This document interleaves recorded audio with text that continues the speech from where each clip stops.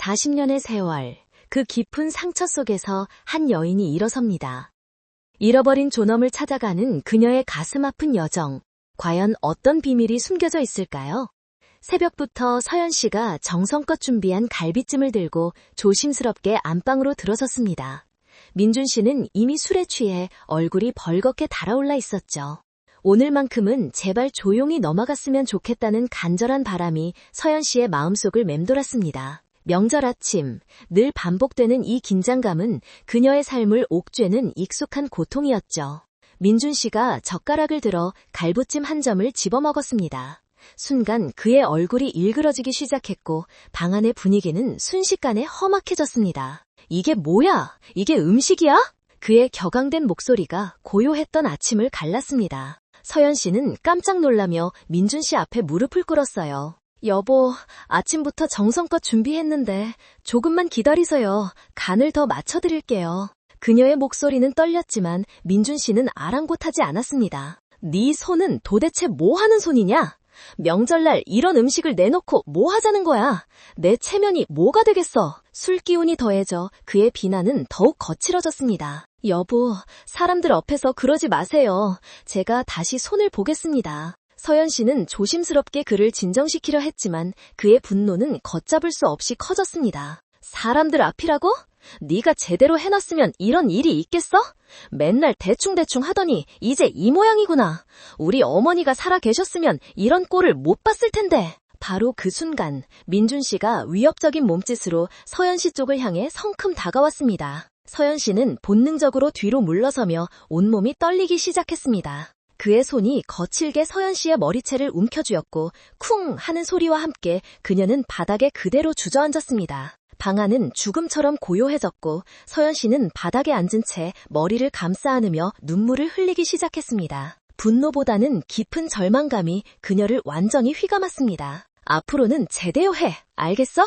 그녀는 대답할 수 없었습니다. 명절이면 가족의 웃음소리가 가득해야 하지만 그녀는 차가운 한숨과 눈물이 더 크게 울려 퍼졌습니다. 오랫동안 참고 살아온 마음이 무너지는 순간 가장 가까운 이들이 남긴 상처는 너무도 깊었습니다. 이 참혹한 사건 이후 서연 씨의 일상은 여전히 기계처럼 반복되었습니다. 이른 아침 햇살이 곱게 내려앉은 시골집 마당으로 나선 그녀는 앞치마를 두르고 장독대 쪽으로 걸어갔습니다. 하나, 둘, 셋, 20개가 넘는 장독을 하나씩 정성스럽게 닦기 시작했습니다. 간장독, 된장독, 고추장까지 각각의 독마다 서연 씨만의 손길이 필요했죠. 걸레로 독뚜껑의 먼지를 닦아내고 물기를 깨끗하게 제거한 뒤 햇빛에 말려 다시 덮어두는 일까지. 서연 씨가 이렇게 부지런히 살림을 챙기는 데에는 분명한 이유가 있었습니다. 남편 민준 씨와 결혼한 지 벌써 38년.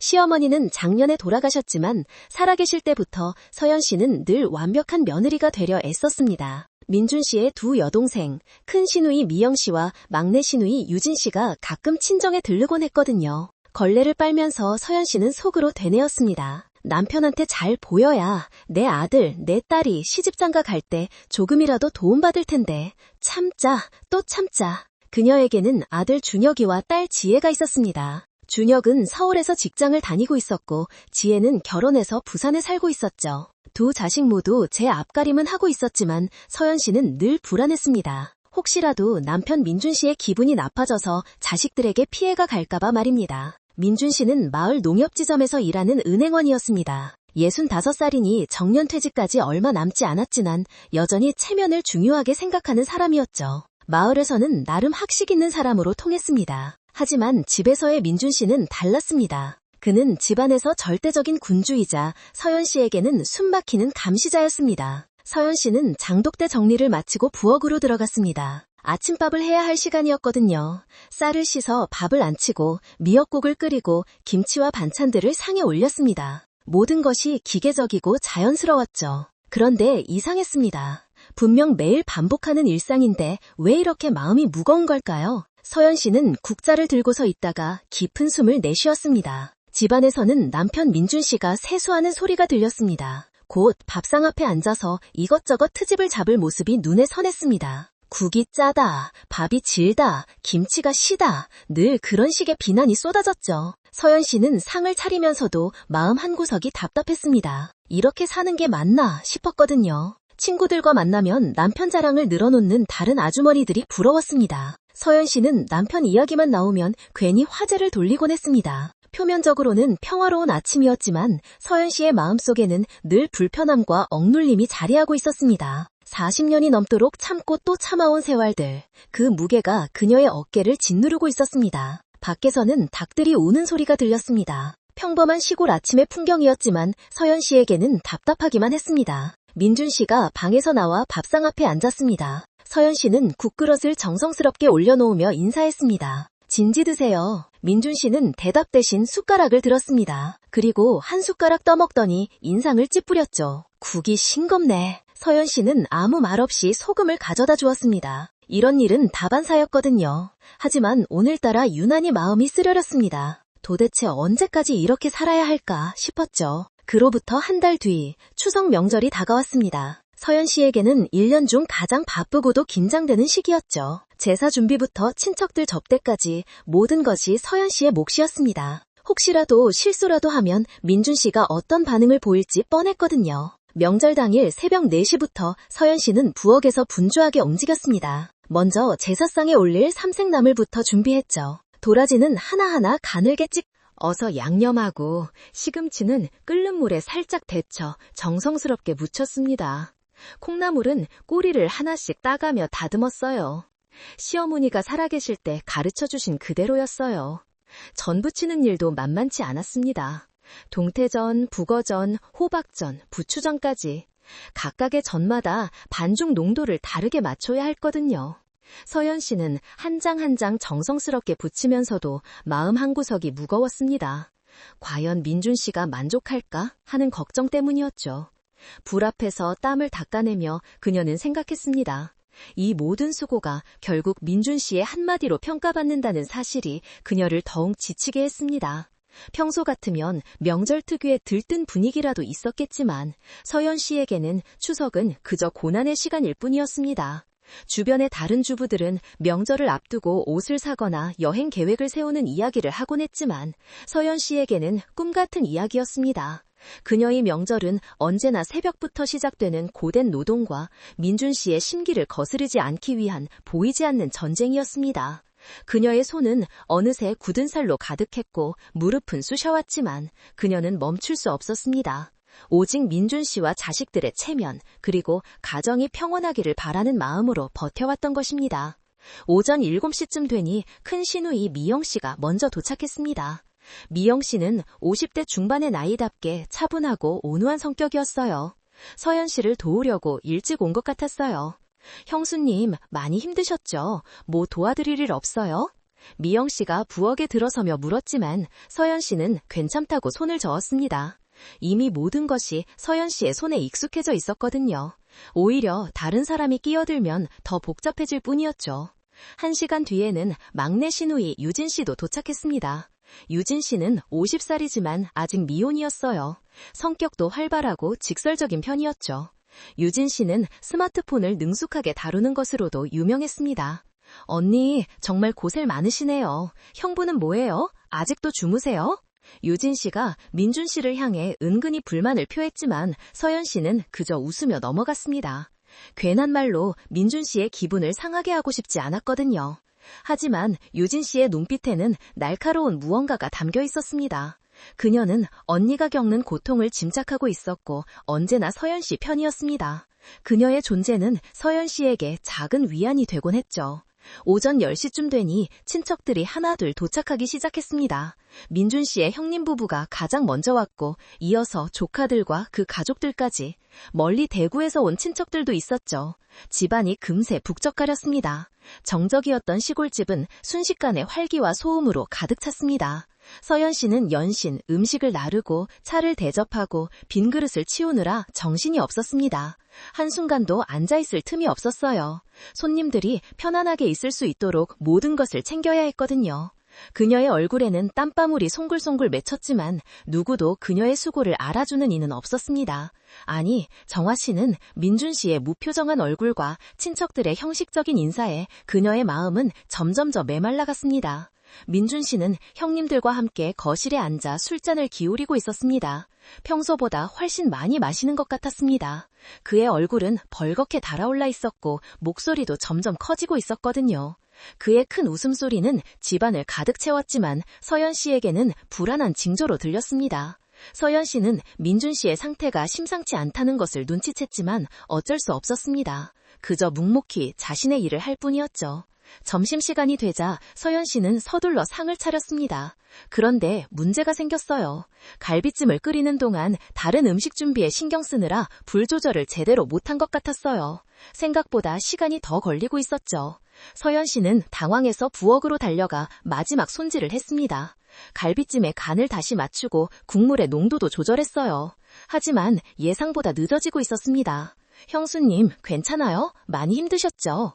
유진 씨가 부엌에 들어와 걱정스럽게 물었습니다. 서연 씨의 얼굴에 땀이 송골송골 맺혀 있었거든요. 응, 괜찮아. 곧 다 될 거야. 서연 씨는 억지로 미소를 지으며 대답했지만 마음속으로는 초조함이 극에 달했습니다. 민준 씨가 기다리는 것을 싫어한다는 걸 너무 잘 알고 있었거든요. 마치 폭탄이 터지기 직전의 고요함 같았습니다.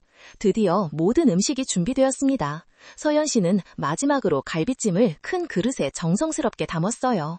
따뜻한 김이 모락모락 피어나는 갈비찜을 들고 친척들이 모여있는 안방으로 향하는 그녀의 발걸음은 천근만근 무거웠습니다. 밥상이 차려지자 친척들이 모두 둘러앉았습니다. 민준 씨도 비틀거리며 자리에 앉았어요. 술이 많이 취한 상태였죠. 서연 씨는 조심스럽게 갈비찜을 상 한가운데 올려놓았습니다. 그러나 바로 그 순간 민준 씨가 갈비찜을 한 젓가락 집어먹더니 갑자기 얼굴을 찌푸렸습니다. 그리고는 큰 소리로 외쳤죠. 이게 뭐야? 이게 음식이야? 명절상에 이런 걸 올리라고? 내 체면이 뭐가 되는 줄 알아? 방 안에 모든 사람들이 민준 씨를 바라봤습니다. 그의 목소리에는 분노와 함께 술기운이 뒤섞여 있어 더욱 위협적으로 들렸습니다. 서연 씨는 깜짝 놀라며 민준 씨 앞에 무릎을 꿇었어요. 여보, 아침부터 정성껏 준비했는데 조금만 기다리세요. 간을 더 맞춰드릴게요. 그녀의 목소리는 작게 떨렸습니다. 하지만 민준 씨는 술기운 때문인지 더욱 거친 표정으로 그녀를 노려봤습니다. 평소와는 달리 정말 험악한 모습이었어요. 네 손은 도대체 뭐 하는 손이냐? 명절날 이런 음식을 내놓고 뭐 하자는 거야? 내 체면이 다 상해. 주변에 있던 친척들이 모두 당황한 표정으로 서연 씨와 민준 씨를 번갈아 바라봤습니다. 분위기는 급격히 싸늘해졌죠. 민준 씨의 형님 부부는 어색하게 젓가락만 만지작거렸고 조카들은 고개를 숙이고 있었습니다. 그 누구도 감히 입을 떼지 못했습니다. 서연 씨는 얼굴이 빨갛게 달아오르며 간신히 말했습니다. 여보, 사람들 앞에서 그러지 마세요. 제가 다시 손을 보겠습니다. 하지만 서연 씨는 멈추지 않았습니다. 오히려 더 큰 소리를 지르기 시작했어요. 사람들 앞이라고? 네가 제대로 해놨으면 이런 일이 있겠어? 맨날 대충대충 하더니 이제 이 모양이구나. 우리 어머니가 살아계셨으면 이런 꼴을 못 봤을 텐데. 서연 씨는 억울했습니다. 새벽부터 몇 시간을 들여 정성껏 준비한 음식이었는데 이렇게 모욕을 당해야 하나 싶었거든요. 하지만 이렇게 많은 친척들 앞에서 말대꾸할 수도 없었습니다. 그저 고개를 숙이고 참을 뿐이었죠. 그녀의 눈에서는 뜨거운 눈물이 솟구쳤지만 애써 참았습니다. 민준 씨는 만족하지 않고 자리에서 벌떡 일어나더니 서연 씨 쪽으로 성큼 다가왔습니다. 위협적인 그의 몸짓에 서연 씨의 심장이 철렁 내려앉았습니다. 그리고 순간 민준 씨가 서연 씨의 머리채를 거칠게 잡아당겼습니다. 서연 씨의 몸이 앞으로 기울어지더니 바닥에 그대로 주저앉았어요. 쿵 하는 소리와 함께 방 안은 순식간에 조용해졌습니다. 친척들은 모두 충격에 빠져 입을 틀어막았습니다. 이런 일을 당할 줄 전혀 몰랐던 거죠. 큰 시누이 미영 씨는 놀란 표정으로 서연 씨를 바라봤고 몇몇 조카들은 당황해서 어쩔 줄 몰라 했습니다. 어린 조카들은 영문을 모른 채 눈만 껌뻑거렸습니다. 서연 씨는 바닥에 주저앉은 채 머리를 감싸 안았습니다. 머리가 아픈 것보다 마음이 더 아팠어요. 이렇게 많은 사람들 앞에서 모욕을 당하다니 평생 살면서 이런 치욕은 처음이었습니다. 눈물이 주르륵 흘러내렸습니다. 분노와 슬픔 그리고 절망감이 뒤섞인 눈물이었죠. 서연 씨는 떨리는 손으로 흘러내린 머리카락을 정리하며 천천히 일어났습니다. 민준 씨는 여전히 화가 난 얼굴로 서연 씨를 내려다보고 있었어요. 마치 자신이 한 일이 당연하다는 표정이었습니다. 앞으로는 제대로 해. 알겠어? 서연 씨는 대답하지 않았습니다. 아니, 대답할 수가 없었어요. 목구멍이 메어 소리가 나오지 않았거든요. 그 순간 그녀의 머릿속에는 오직 하나의 생각만이 가득했습니다. 이제 정말 끝이구나. 내 삶은 더 이상 나아질 수 없을 거야. 하지만 바로 그때 서연 씨가 모르는 사이에 한 사람이 조용히 모든 장면을 지켜보고 있었습니다. 바로 막내 시누이 유진 씨였죠. 유진 씨는 스마트폰을 손에 들고 있었는데 화면에는 녹화 중이라는 표시가 선명하게 떠 있었습니다. 그 충격적인 장면이 벌어진 후 안방은 죽음같이 조용해졌습니다. 친척들은 서로 눈치만 보며 어색한 침묵을 지켰어요. 누구도 민준 씨를 직접적으로 말릴 엄두를 내지 못했죠. 하지만 모든 사람의 얼굴에는 충격과 당황함이 역력히 드러나 있었어요. 민준 씨의 형님은 젓가락을 내려놓으며 깊은 한숨을 쉬었습니다. 조카들은 고개를 숙인 채 아무 말도 하지 않았어요. 특히 어린 조카들은 이해할 수 없다는 표정으로 어른들을 번갈아 보고 있었죠. 이런 광경을 본 것은 처음이었을 겁니다. 서연 씨는 비틀거리며 부엌으로 향했습니다. 다리에 힘이 빠져 제대로 걸을 수가 없었어요. 부엌 벽에 기대어 한동안 거친 숨을 몰아쉬었죠. 손이 너무 떨려서 물 한 모금도 제대로 마실 수가 없었습니다. 화장실 거울을 보니 정말 처참한 모습이었어요. 머리가 완전히 헝클어져 있었고 뺨도 붓고 빨갛게 되어 있었죠. 목 뒤쪽에는 민준 씨가 머리채를 잡았던 부분이 쓰라렸습니다. 찬물로 얼굴을 씻으며 서연 씨는 절망적인 생각에 빠져들었습니다. 이제 정말 끝이구나. 모든 사람들이 다 봤는데 어떻게 얼굴을 들고 살아가지? 마을에서도 소문이 날 거고 아이들한테도 창피한 일이야. 거울 속 자신의 모습이 너무나 초라해 보였습니다. 눈물이 또다시 주르륵 흘러내렸습니다. 한편 안방에서는 어색한 분위기가 계속 이어지고 있었습니다. 민준 씨는 아무 일 없었다는 듯이 다시 자리에 앉아 술잔을 들었지만 친척들의 시선이 따가웠어요. 특히 큰 시누이 미영 씨는 민준 씨를 노려보듯 쳐다보고 있었습니다. 형부, 이건 너무 심하신 거 아니에요? 미영 씨가 조심스럽게 말을 꺼냈습니다. 평소 온화한 성격의 미영 씨답지 않게 목소리에 단호함이 묻어 있었습니다. 주변 친척들도 고개를 끄덕이며 동조하는 눈치였죠. 뭐가 심해? 집안 체면을 깎아먹는데 가만히 있으란 말이야. 우리 어머니가 살아계실 때는 이런 일이 없었어. 민준 씨는 여전히 뻔뻔한 태도를 보였습니다. 술 기운 때문인지 목소리도 더욱 거칠어져 있었어요. 하지만 주변 사람들의 시선이 예전과는 달라져 있다는 것을 전혀 느끼지 못했죠. 민준 씨의 형님이 무거운 목소리로 말했습니다. 민준아, 아무리 그래도 그렇지. 형수가 얼마나 고생하는데. 하지만 민준 씨는 형님의 말을 끊었어요. 형님도 모르시니까 그런 말씀을 하시는 거예요. 집에서는 맨날 이래요. 그 말을 들은 미영 씨의 얼굴이 일그러졌습니다. 더 이상 참을 수 없다는 표정이었어요. 그때 막내 시누이 유진 씨가 조용히 일어나 부엌으로 향했습니다. 서연 씨가 혼자 있는 걸 확인하고는 다가가서 작은 목소리로 속삭였습니다. 언니, 괜찮아요? 많이 아파요? 서연 씨는 고개를 돌렸습니다. 유진 씨의 얼굴에는 진심 어린 걱정이 가득했어요. 평소 밝고 활발한 유진 씨가 이렇게 심각한 표정을 짓는 것은 처음이었죠. 응, 괜찮아. 늘 있던 일이야. 너무 걱정하지 마. 서연 씨는 담담하게 대답했지만 유진 씨는 고개를 저었습니다. 언니, 이건 아니에요. 아무리 부부싸움이라고 해도 이건 정말 너무했어요. 저도 결혼은 안 했지만 이런 건 절대 아니라는 걸 알겠어요. 유진 씨는 잠시 주변을 돌려보더니 스마트폰을 꺼내 보여주었습니다. 화면에는 방금 전 벌어진 그 장면이 고스란히 담겨 있었어요. 민준 씨가 서연 씨의 머리채를 거칠게 잡아당기는 모습이 생생하게 녹화되어 있었죠. 언니, 저 이거 찍었어요. 너무 화가 나서 형부가 저렇게 할 줄 몰랐어요. 보면서 정말 충격이었어요. 서연 씨는 화면을 보며 경악했습니다. 자신이 당한 일을 이렇게 객관적으로 보니 더욱 충격적이었어요. 저것이 정말 자신의 모습인가 싶었죠. 화면 속 자신은 너무나 무력하고 불쌍해 보였습니다. 유진아, 이거 지워줘. 만약 다른 사람이 보면 형부가... 알게 되면 어떻게 돼? 서연 씨의 목소리에는 공포가 섞여 있었습니다. 민준 씨가 이 영상을 알게 된다면 어떤 일이 벌어질지 상상하기도 싫었거든요. 아니에요, 언니. 이건 증거예요. 형부가 언니한테 이런 짓을 했다는 명백한 증거라고요. 이런 일이 또 일어나면 안 되잖아요. 유진 씨의 목소리에는 분노가 섞여 있었습니다. 평소 활발하고 직설적인 성격이지만 이렇게 진지하고 단호한 유진 씨의 모습을 보는 것은 처음이었어요. 이 영상 내가 안전하게 지켜줄게요. 언니가 필요할 때까지 아무도 모르게 보관해 놓을 거예요. 하지만 언니, 정말 이대로 계속 살 거예요? 서연 씨는 유진 씨의 말을 들으며 복잡한 감정에 휩싸였어요. 지금까지 자신을 진심으로 걱정해주고 도와줄 사람이 있다는 생각을 해본 적이 없었거든요.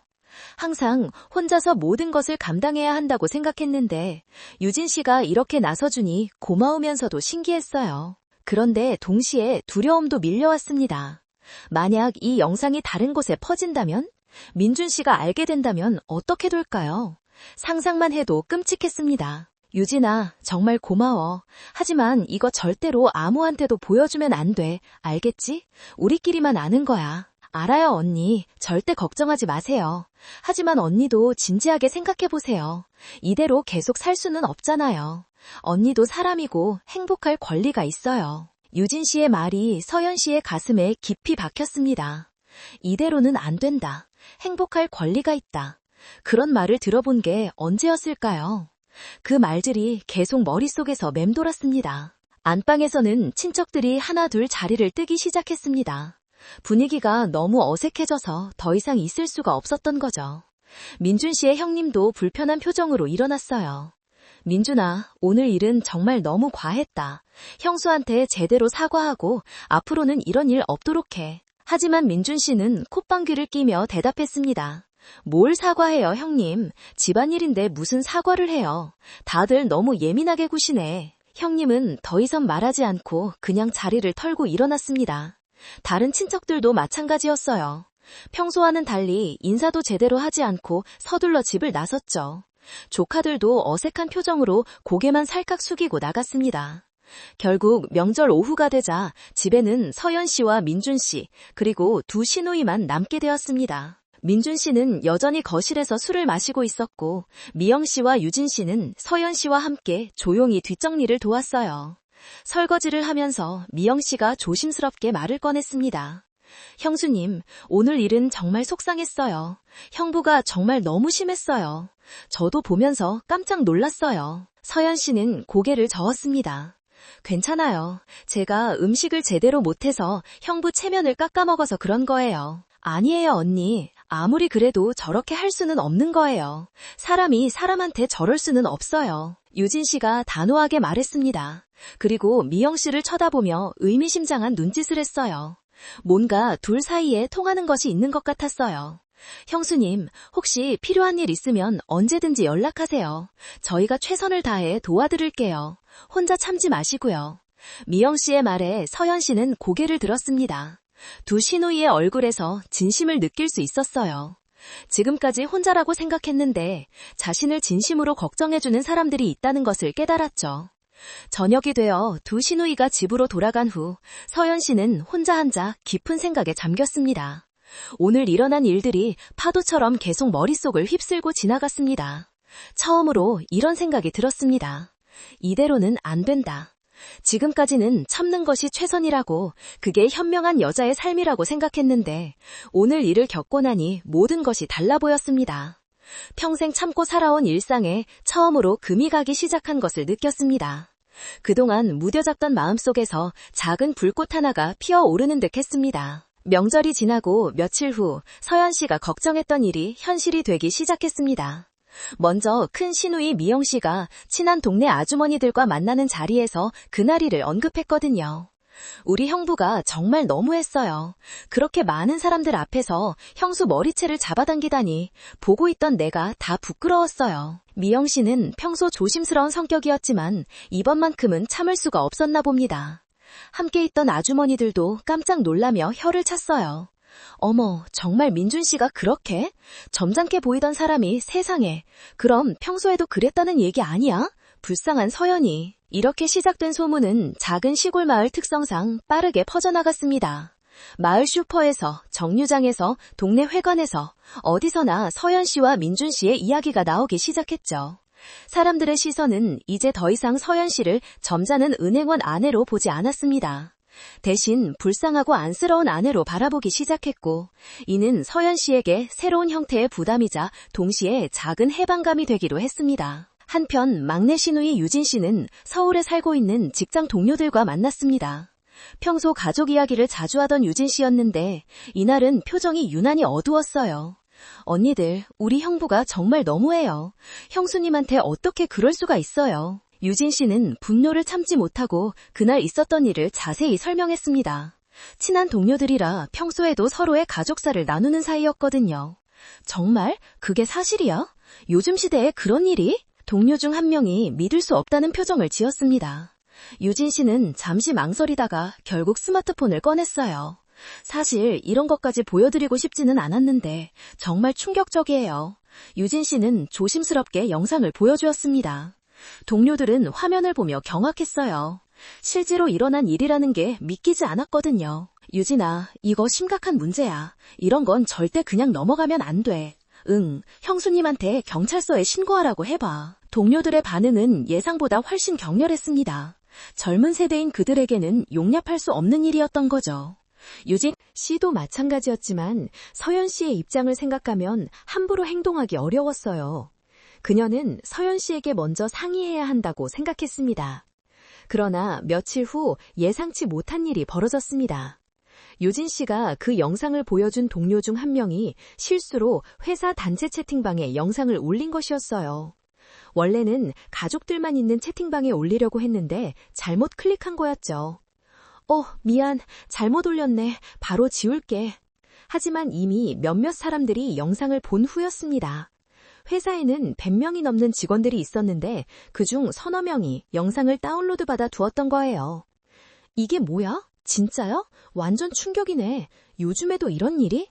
회사 내에서도 화제가 되기 시작했습니다. 그리고 그중 한 명이 자신의 지인들이 모여있는 다른 단체 채팅방에 영상을 공유했어요.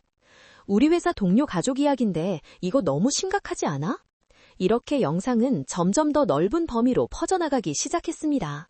인터넷의 특성상 한번 유포된 영상은 통제하기 어려웠거든요. 서연 씨는 이런 사실을 전혀 모르고 있었습니다. 며칠 동안 집에만 있으면서 명절 때 일을 곱씹고 있었거든요. 마을에서 자신에 대한 소문이 돈다는 것도 알고 있었지만 그 정도야 시간이 지나면 잊힐 거라고 생각했어요. 하지만 마을 슈퍼에 장을 보러 갔을 때 분위기가 평소와 다르다는 것을 느꼈습니다. 슈퍼 아주머니들이 서연 씨를 보더니 수군거리기 시작했거든요.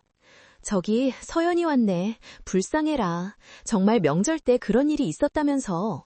요즘 세상에 그런 남편이 어디 있어. 서연 씨는 귀가 따가워서 빨리 필요한 것들만 사고 집으로 돌아왔습니다. 집에 도착해서도 마음이 무거웠어요. 이제 마을 사람들이 모두 자신의 사정을 알게 된 것 같았거든요. 이제는 정말 끝이구나. 내 인생이 또 망신으로 찍히는구나. 서연 씨의 마음속에는 절망감이 깊어져 갔습니다. 지금까지 체면을 지키려고 그렇게 애써왔는데 결국 이런 꼴이 되고 만 거죠. 그런데 이틀 후 유진 씨로부터 급한 전화가 걸려왔습니다. 언니, 큰일 났어요. 그 영상이 인터넷에 퍼지고 있어요. 서연 씨는 유진 씨의 말을 듣고 어리둥절했습니다. 인터넷에 퍼진다는 게 무슨 말인지 잘 이해가 되지 않았거든요. 무슨 소리야? 너만 갖고 있는 게 아니었어? 언니, 제가 실수한 게 아니에요. 친구들한테 보여줬는데 그중 한 명이 실수로. 정말 미안해요, 언니. 어떻게 하죠? 유진 씨의 목소리에는 당황함과 미안함이 섞여 있었습니다. 자신이 서연 씨를 보호하려고 했던 일이 오히려 더 큰 문제를 만들어버린 거였죠. 서연 씨는 전화를 끊고 한동안 멍하니 앉아 있었습니다. 상황이 자신이 통제할 수 있는 범위를 완전히 벗어나버린 것 같았어요. 마을 사람들 사이에서 소문이 도는 것과 인터넷에 영상이 퍼지는 것은 차원이 다른 문제였거든요. 그날 저녁 민준 씨가 평소보다 일찍 집에 들어왔습니다. 그의 얼굴이 상당히 어두워져 있었어요. 회사에서 무슨 일이 있었나 싶었죠. 여보, 무슨 일 있어요? 서연 씨가 조심스럽게 물었지만 민준 씨는 대답하지 않았습니다. 그냥 방으로 들어가서 문을 꽝 닫아버렸어요. 서연 씨는 불안했습니다. 민준 씨의 표정을 보니 뭔가 심상치 않은 일이 벌어진 것 같았거든요. 혹시 회사에서도 그 영상에 대한 이야기가 나온 걸까? 그날 밤 서연 씨는 잠들지 못하고 뒤척였습니다. 상황이 어디까지 번질지, 앞으로 어떻게 될지 알 수 없어서 두려웠습니다. 지금까지 조용히 살아왔는데 갑자기 모든 사람들의 관심을 받게 된 것 같아서 부담스러웠습니다. 하지만 서연 씨가 모르는 사이에 상황은 예상과는 전혀 다른 방향으로 흘러가고 있었습니다. 영상을 본 사람들의 반응이 서연 씨가 걱정하던 것과는 정반대였거든요. 사람들은 서연 씨를 비난하는 대신 민준 씨를 강하게 비판하고 있었어요. 특히 민준 씨가 다니는 은행 본사에서도 이 영상에 대한 이야기가 나오기 시작했습니다. 누군가가 회사 내부 게시판에 영상을 공유했던 거예요. 이게 우리 지점 직원 맞아? 완전 충격이네. 집에서 저런 사람이었다니? 회사 분위기도 급속히 안 좋아지고 있었습니다. 민준 씨에 대한 시선이 완전히 달라지기 시작한 거죠.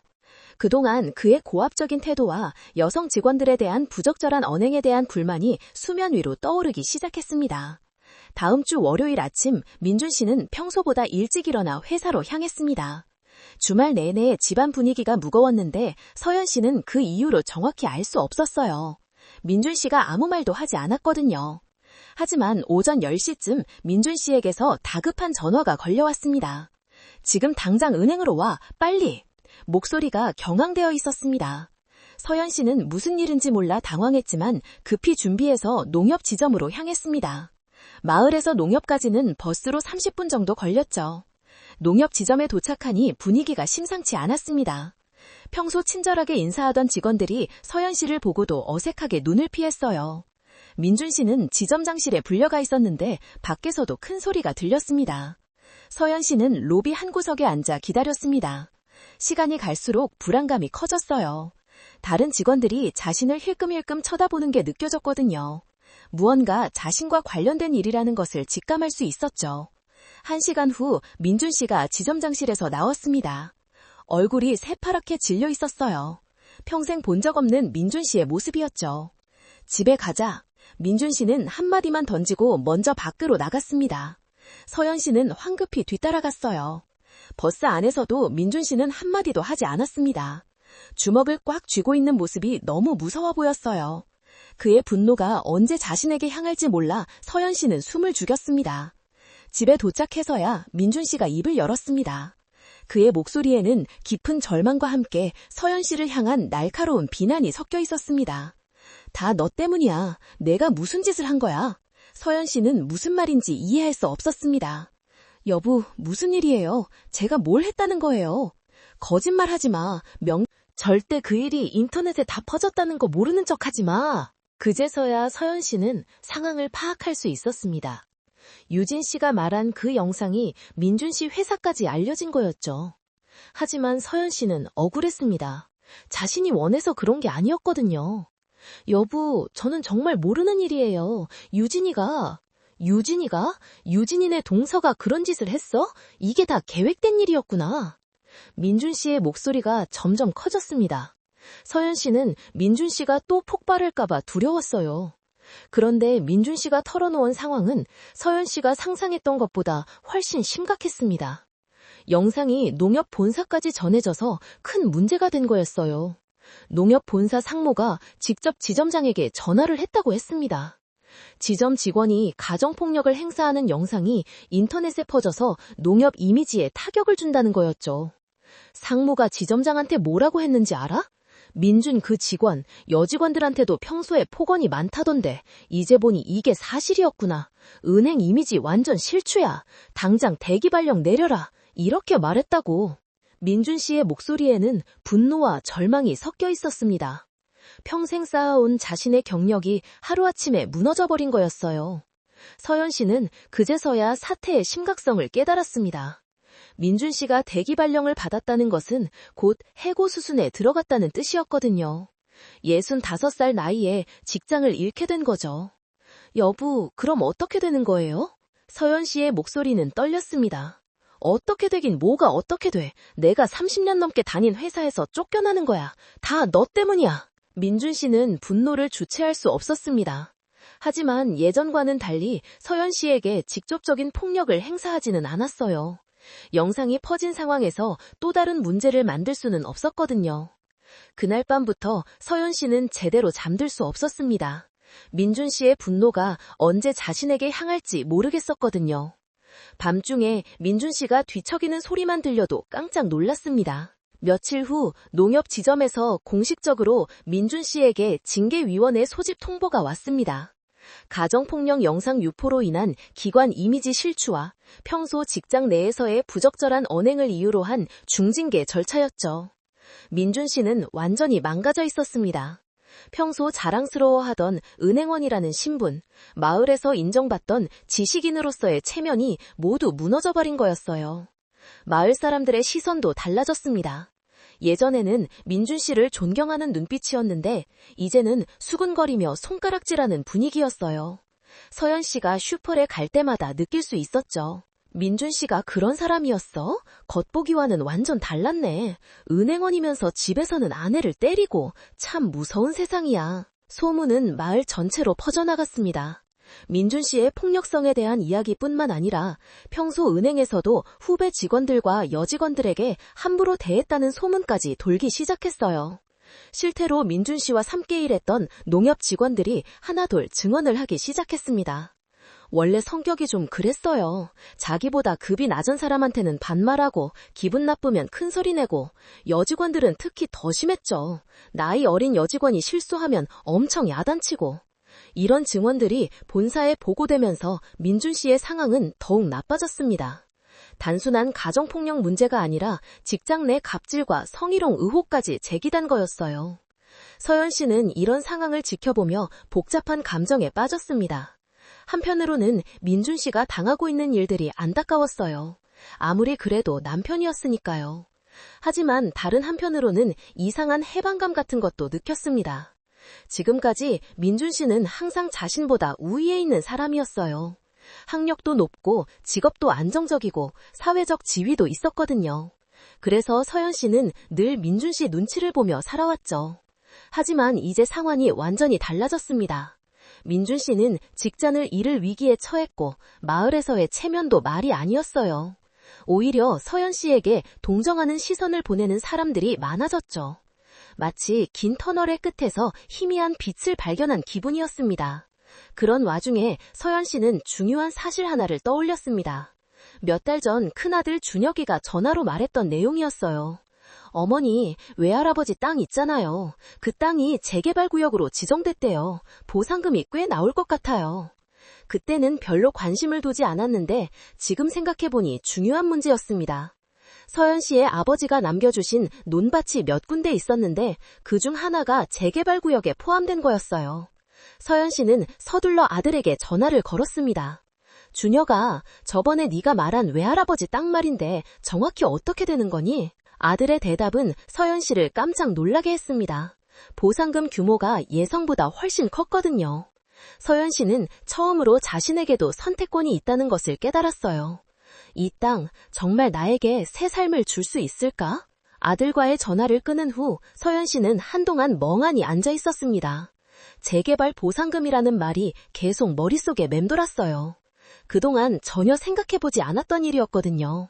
그녀는 서둘러 안방으로 들어가 오래된 서랍을 열어봤습니다.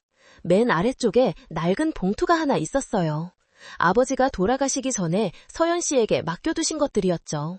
그때는 큰 의미를 두지 않고 그냥 보관만 해두었는데 이제야 중요성을 깨닫게 된 거였어요. 봉투 안에서 토지 등기부 등본과 권리증서가 나왔습니다. 아버지 명의로 되어 있던 논밭이 서연 씨 앞으로 상속되어 있었어요. 면적을 확인해보니 생각보다 꽤 넓었습니다. 800평 정도 되는 땅이었죠. 서연 씨는 다시 아들에게 전화를 걸었습니다. 준혁아, 엄마가 가지고 있는 땅이 정확히 어디인지 확인해줄 수 있겠니? 네, 어머니. 제가 지난번에 구청에 가서 알아봤는데요. 외할아버지가 남겨주신 그 땅이 신도시 개발 예정지에 포함되어 있더라고요. 신도시 개발이라는 말에 서연 씨의 가슴이 두근거렸습니다. 그런 큰 사업에 자신의 땅이 포함되어 있다니 실감이 나지 않았어요. 그럼 보상금이 얼마나 나오는 거니? 정확한 건 감정을 받아봐야 알겠지만 대략 계산해보니까 15억 정도는 나올 것 같아요. 위치가 좋거든요. 15억이라는 숫자를 들은 순간 서연 씨는 숨이 막힐 것 같았습니다. 평생 그런 큰 돈을 상상해 본 적이 없었거든요. 민준 씨의 월급으로는 평생을 모아도 만들 수 없는 금액이었죠. 준혁아, 정말 확실한 거니? 엄마가 잘못 알고 있는 건 아니고? 어머니, 제가 직접 확인했어요. 내년 초에 정식으로 보상 절차가 시작된대요. 어머니 명의로 되어 있으니까 어머니가 받으시는 거예요. 전화를 끊고 나서 서연 씨는 오랫동안 그 서류들을 바라보았습니다. 이 종이 조각들이 자신의 인생을 완전히 바꿀 수 있는 열쇠였다니 믿기지 않았습니다. 그동안 서연 씨는 늘 민준 씨에게 경제적으로 의존해야 하는 처지였습니다. 집안일만 하며 살아왔고 용돈도 민준 씨에게 받아서 썼거든요. 그래서 민준 씨가 화를 내거나 폭력을 휘둘러도 참을 수밖에 없다고 생각했죠. 하지만 이제는 달랐습니다. 15억이라는 돈이 있다면 혼자서도 충분히 살아갈 수 있었습니다. 아니, 오히려 민준 씨보다 더 여유로운 삶을 살 수 있었죠. 나는 더 이상 약자가 아니야. 내 인생을 내가 지켜낼 수 있어. 서연 씨는 처음으로 이런 생각을 했습니다. 지금까지는 늘 남에게 의지해야 하는 존재라고 여겨왔는데 이제는 스스로 선택할 수 있는 힘이 생긴 거였어요. 며칠 동안 서연 씨는 깊은 고민에 빠졌습니다. 정말로 민준 씨와 헤어질 것인가? 40년 가까이 함께 살아온 사람인데 지금 와서 새로운 삶을 시작할 수 있을까? 하지만 명절 때 당했던 그 치욕적인 순간이 계속 떠올랐습니다. 그리고 그 이후로도 민준 씨의 태도는 전혀 변하지 않았어요. 오히려 자신이 직장에서 공경에 처하자 모든 책임을 서연 씨에게 돌리고 있었죠. 서연 씨는 결심했습니다. 이번만큼은 자신을 위한 선택을 해보기로 한 거야. 그녀의 마음속에는 단단한 결심과 함께 새로운 두려움 그리고 알 수 없는 희망이 뒤섞여 피어올랐습니다. 다음 날 서연 씨는 시내에 있는 변호사 사무소를 찾아갔습니다. 평생 변호사와 만날 일이 있을 거라고는 생각해 본 적이 없었는데 용기를 내서 발걸음을 옮겼어요. 변호사 사무소는 생각보다 아담하고 따뜻한 분위기였습니다. 젊은 여성 변호사가 서연 씨를 맞아주었어요. 어떤 일로 오셨나요? 서연 씨는 떨리는 목소리로 대답했습니다. 이혼을 하고 싶어서 왔습니다. 변호사는 서연 씨를 자세히 살펴보더니 따뜻한 목소리로 물었습니다. 혹시 가정폭력 때문인가요? 요즘 그런 상담이 많이 늘어나고 있거든요. 서연 씨는 고개를 끄덕였습니다. 그리고 명절날 있었던 일부터 차근차근 설명했어요. 영상이 있다는 것도 말했죠. 아, 그 영상 저도 봤어요. 인터넷에 많이 퍼져서 화제가 되었더라고요. 정말 충격적이었어요. 변호사도 그 영상을 본 상태였습니다.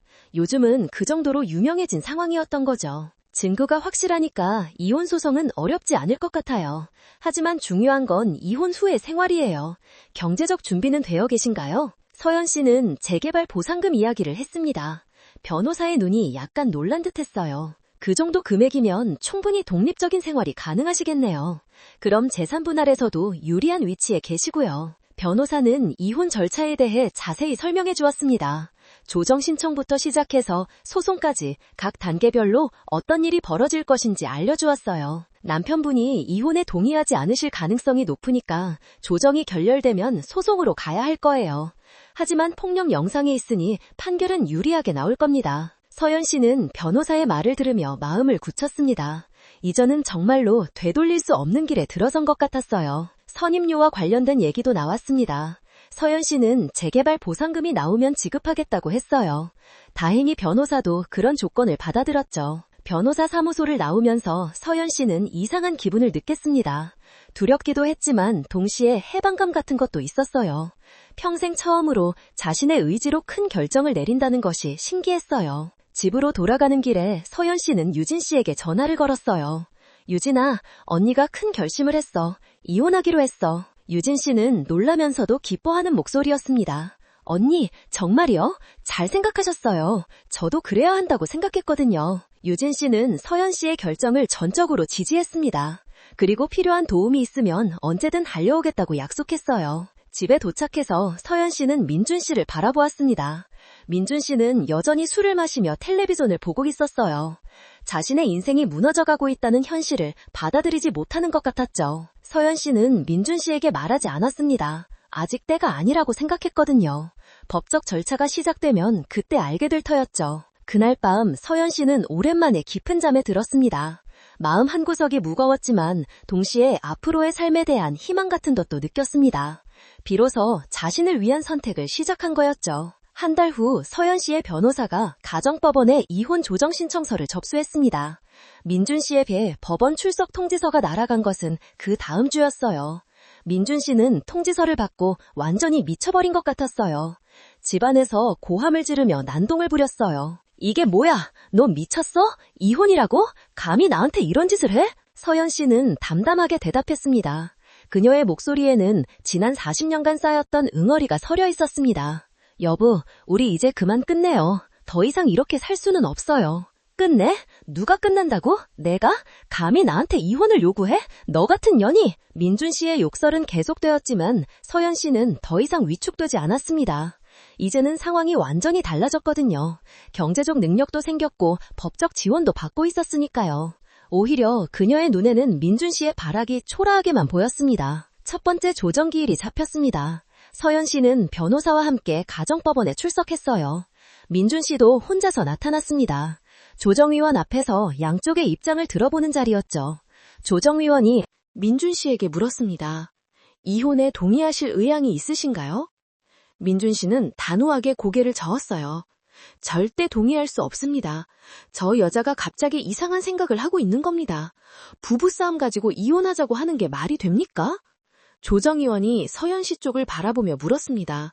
구체적으로 어떤 일이 있었나요? 서연 씨의 변호사가 대신 답했습니다. 가정폭력이 있었습니다. 증거 영상도 있고요.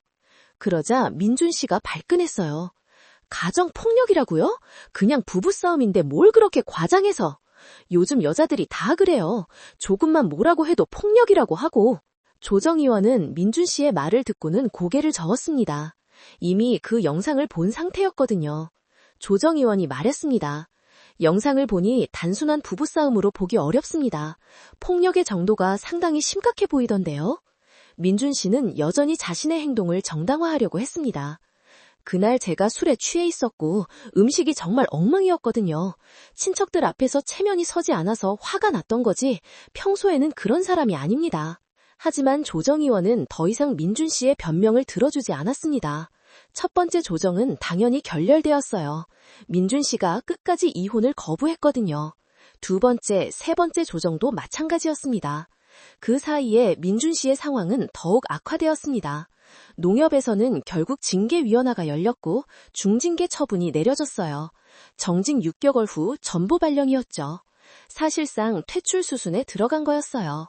마을에서의 민준 씨에 대한 시선도 완전히 달라져 있었어요. 예전에는 존경받는 은행원이었는데 이제는 아내를 때리는 폭력적인 사람으로 낙인 찍혀 있었죠.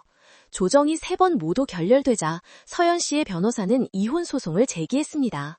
이제 정말로 법정에서 모든 것이 결정될 상황에 이른 거였어요. 첫 번째 변론 기일이 잡혔습니다. 서연 씨는 변호사와 함께 법정에 들어섰어요. 방청석에는 큰 시누이 미영 씨와 막내 시누이 유진 씨가 앉아 있었습니다. 두 사람 모두 서연 씨를 응원하러 온 거였죠. 민준 씨도 변호사를 선임해서 나타났습니다. 하지만 민준 씨의 변호사는 별로 자신 있어 보이지 않았어요. 불리한 상황이라는 것을 알고 있는 것 같았죠. 재판장이 입장하고 본격적인 변론이 시작되었습니다. 민준 씨의 변호사가 먼저 말했어요. 이 사건은 단순한 부부 갈등을 과장해서 만든 것입니다. 원고는 갑자기 이상한 생각을 하게 되었고 작은 다툼을 가지고 이혼을 요구하고 있습니다. 하지만 서연 씨의 변호사는 단호하게 반박했습니다. 재판장님, 이것은 단순한 부부 갈등이 아닙니다. 명백한 가정폭력 사건입니다. 증거 영상을 제출하겠습니다. 법정 화면에 그날의 영상이 재생되었어요. 민준 씨가 서연 씨의 머리채를 잡아당기는 장면이 생생하게 나타났어요. 방청석에서 탄식 소리가 들렸습니다. 재판장도 영상을 보며 심각한 표정을 지었어요. 이 정도면 상당히 심각한 폭력으로 보입니다. 민준 씨는 여전히 변명을 늘어놓았어요. 재판장님, 그날 제가 술에 취해 있었고 친척들 앞에서 너무 창피해서 그런 겁니다. 평소에는 절대 그런 사람이 아닙니다. 그때 서연 씨의 변호사가 추가 증거를 제출했습니다. 재판장님, 피고는 평소에도 직장에서 후배들과 여직원들에게 폭언과 갑질을 일삼아왔습니다. 관련 증언서를 제출합니다. 농협 동료들의 증언서가 제출되었어요. 민준 씨의 평소 행동에 대한 생생한 증언들이었죠. 방청석에 앉아있던 미영 씨가 갑자기 일어났습니다. 재판장님, 제가 한 말씀 드려도 될까요? 재판장이 허락하자 미영 씨가 증언대에 섰어요. 저는 피고의 친여동생입니다. 그날 현장에 있었는데 정말 충격적이었어요. 형수님이 새벽부터 정성껏 준비한 음식인데 저렇게 할 수는 없는 거잖아요. 유진 씨도 일어나서 증언했습니다. 저도 그 자리에 있었습니다. 형부의 행동은 정말 용납할 수 없는 일이었어요. 평소에도 형수님을 함부로 대하는 걸 많이 봤거든요. 두 신우이와 증언은 민준 씨에게 치명타였습니다. 가족들조차 자신을 등지고 있다는 것이 명백해진 거였죠. 민준 씨는 당황해서 변명을 시도했어요. 여동생들이 오해하고 있는 겁니다. 제가 그런 사람이 아니라고요. 하지만 재판장은 더 이상 민준 씨의 말에 귀를 기울이지 않았습니다. 증거가 너무 명백합니다. 영상도 있고 목격자들의 증언도 일치하고 있습니다. 재판은 서연 씨의 완전한 승리로 끝났습니다. 재판장은 이혼을 인정한다고 판결했어요. 재산 분할에서도 서연 씨가 유리한 조건을 받았죠. 판결이 선고되는 순간 민준 씨는 완전히 무너져 버렸어요. 직장도 잃고 아내도 잃고 가족들한테도 버림받게 된 거였어요. 평생 쌓아온 모든 것이 한순간에 무너져 내린 셈이었죠. 방청석에서는 미영 씨와 유진 씨가 서연 씨를 격려해 주었어요. 언니, 정말 잘하셨어요. 이제 새로운 삶을 시작하실 수 있어요. 서연 씨는 법정을 나서면서 묘한 기분을 느꼈습니다. 후련하면서도 허전했어요. 40년 가까운 결혼 생활이 이렇게 끝났다니 실감이 나지 않았습니다. 하지만 한 가지는 확실했습니다. 이제 정말로 자신의 삶을 살 수 있게 되었다는 것이었어요. 이혼 판결이 확정된 지 2달이 지났습니다. 서연 씨의 삶은 완전히 달라져 있었습니다. 먼저 재개발 보상금이 예상대로 나왔습니다. 15억이라는 거대한 금액이 서연 씨의 통장에 들어온 거였죠. 평생 그런 돈을 만져본 적이 없던 서연 씨는 처음에는 어떻게 써야 할지 몰라 당황하기도 했어요. 하지만 곧 계획을 세웠습니다. 시내 중심가에 있는 작은 상가 건물을 매입해서 1층에는 카페를, 2층에는 작은 독서실을 만들기로 한 거였죠. 공사는 2달 정도 걸렸습니다. 서연 씨는 매일 공사 현장에 나가서 하나하나 확인했어요. 벽지 색깔부터 테이블 모양, 의자 종류까지 모든 것을 직접 고르고 결정했죠. 카페 이름은 새봄이라고 지었습니다. 60이 넘은 나이에 새로운 시작을 한다는 의미였어요. 개업 준비를 하면서 서연 씨는 바리스타 교육도 받았습니다. 커피 내리는 법부터 라떼 아트까지 젊은 사람들에 섞여서 열심히 배웠어요. 처음에는 어색했지만 점점 재미를 느끼게 되었죠. 드디어 개업일이 다가왔습니다. 미영 씨와 유진 씨가 일찍부터 와서 도와주었어요. 마을 아주머니들도 하나둘 구경을 왔죠. 와, 서연이가 이런 멋진 곳을 만들었네. 정말 예쁘다. 우리도 여기서 차 마시면서 수다 떨 수 있겠는걸. 카페는 생각보다 인기가 좋았습니다. 특히 서연 씨와 비슷한 나이대의 시니어 여성들이 많이 찾아왔어요. 조용히 차를 마시며 책을 읽거나 친구들과 수다를 떨기에 좋은 공간이었거든요. 2층 독서실은 마을 학생들이 주로 이용했습니다. 조용하고 깔끔해서 공부하기에 좋다고 소문이 났어요. 서연 씨는 학생들에게 차와 간식을 무료로 제공하기도 했죠. 몇 달이 지나자 새봄은 마을의 명소가 되었습니다. 특히 혼자 지내는 시니어 여성들에게는 꼭 필요한 공간이 되었어요. 외로움을 달래고 새로운 친구들을 만날 수 있는 곳이었거든요. 서연 씨는 매일 아침 일찍 카페를 열고 저녁 늦게 문을 닫았습니다. 바쁘기는 했지만 이렇게 충실한 하루는 처음이었어요. 누군가의 눈치를 보지 않고 자신의 뜻대로 살아간다는 것이 이렇게 기쁜 일인지 몰랐죠. 한편 민준 씨의 상황은 서연 씨와는 정반대였어요. 농협에서 결국 해임 처분을 받았어요. 마을에서도 완전히 매장당한 상태였죠. 친척들 사이에서는 불효자 폭력남으로 낙인 찍혀 있었습니다. 민준 씨는 작은 원룸을 얻어서 혼자 살고 있었어요. 일자리를 구하려고 했지만 나이도 많고 소문도 안 좋아서 쉽지 않았죠. 하루 종일 술만 마시며 지내는 날들이 많아졌습니다. 가끔 민준 씨가 카페 앞을 지나가는 모습이 목격되기도 했어요. 하지만 들어오지는 못했죠. 서연 씨를 보는 마을 사람들의 시선 때문이었어요. 서연 씨는 민준 씨를 보면서도 별다른 감정을 느끼지 않았습니다. 동정심도 미안함도 없었어요. 오히려 자신이 그런 사람과 그렇게 오랫동안 살았다는 것이 신기할 뿐이었죠. 개업한 지 1년이 지났을 때 서연 씨는 카페에서 작은 파티를 열었습니다. 그동안 카페를 찾아주신 분들에게 감사 인사를 드리는 자리였어요. 미영 씨와 유진 씨는 물론이고 마을 아주머니들, 단골 손님들까지 모두 모였습니다. 아들 준혁이와 딸 지혜도 특별히 내려와서 자리를 빛내주었어요. 어머니, 정말 대단하세요. 이렇게 멋진 카페를 만드시다니. 준혁이의 말에 지혜도 맞장구를 쳤어요. 엄마, 저희가 오히려 자랑스러워요. 이렇게 당당하게 사시는 모습이 너무 보기 좋아요. 자식들의 말을 들으며 서연 씨는 뿌듯했습니다. 예전에는 아이들 앞에서 당당하지 못했었는데 이전은 다르다는 걸 느꼈어요. 파티가 끝나고 모든 손님들이 돌아간 후 서연 씨는 혼자 카페에 앉아 있었습니다. 창밖으로는 저녁 노을이 아름답게 물들어가고 있었어요. 서연 씨는 지난 일들을 차근차근 되돌아보았습니다. 명절날 그 끔찍한 사건부터 시작해서 이혼 재판까지, 그리고 지금의 새로운 삶까지 정말 많은 일들이 있었죠. 가장 큰 변화는 자신에 대한 생각이었습니다. 예전에는 늘 남에게 의존해야 하는 존재라고 생각했는데 이제는 달랐어요. 내가 나를 지켜야 한다는 걸 이제야 알았다. 늦었지만 지금부터라도 내 인생은 내 거다. 서연 씨는 이런 생각을 하며 미소를 지었습니다. 60이 넘은 나이에 깨달은 진리였지만 늦었다고 생각하지 않았어요. 지금부터가 진짜 시작이라고 생각했거든요. 카페 안에서는 잔잔한 음악이 흘러나오고 있었습니다. 서연 씨가 좋아하는 옛날 트로트였어요. 슬프지도 않고 흥겹지도 않은 그저 평화로운 선율이었죠. 서연 씨의 얼굴에는 오랜만에 진짜 평화로운 미소가 번졌습니다. 억지로 짓는 미소가 아니라 마음 깊은 곳에서 우러나오는 진짜 미소였어요. 내일도 또 새로운 하루가 시작될 거였습니다. 아침 일찍 카페 문을 열고 손님들을 맞이하고 따뜻한 차 한 잔을 대접하는 일상이요. 평범해 보이지만 서연 씨에게는 너무나 소중한 일상이었죠. 서연 씨는 자리에서 일어나 카페 곳곳을 둘러보았습니다.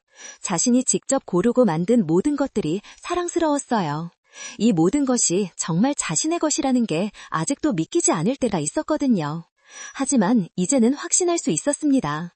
자신의 인생을 자신이 책임지고 살아간다는 것, 그것이 얼마나 값진 일인지 깨달았으니까요.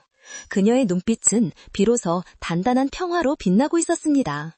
그녀는 더 이상 누군가의 아내나 며느리가 아닌 오롯이 서연이라는 한 사람으로 존재하고 있었습니다. 잃어버린 존엄을 되찾은 서연 씨의 이야기는 우리에게 깊은 울림을 줍니다. 당신의 삶도 스스로 지켜낼 용기가 있기를 바랍니다. 오늘 이야기가 마음에 와닿으셨다면 가족 속 비밀 채널의 무료 구독과 좋아요 버튼을 눌러주세요. 여러분의 응원이 큰 힘이 됩니다.